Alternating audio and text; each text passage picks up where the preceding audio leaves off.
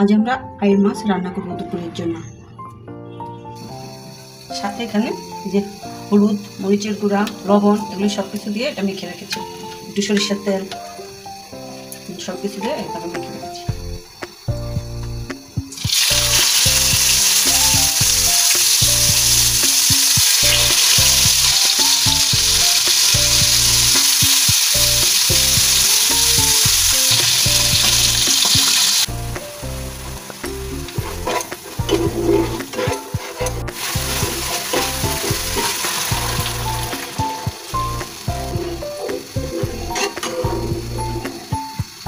লবণ, সর্ষের মাছ সবসময় একটু মিষ্টি মিষ্টি ঝাল ঝাল থাকে, একটু চিনি দেবো, একটু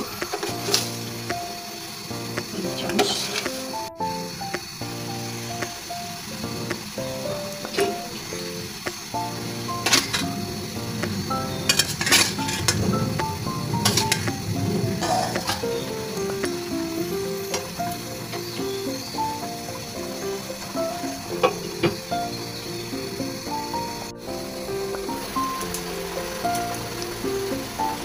আমাদের আইড় মাছ হয়ে গেছে, শুধু এখন তেলের উপরে ঝোলটা একটু উঠলে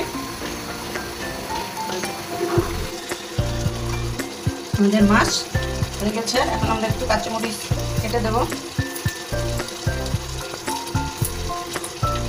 সর্ষের সাথে তো কাঁচামরিচ দিয়েছি, এখন হলো যাদের একটু ঝাল বেশি দরকার।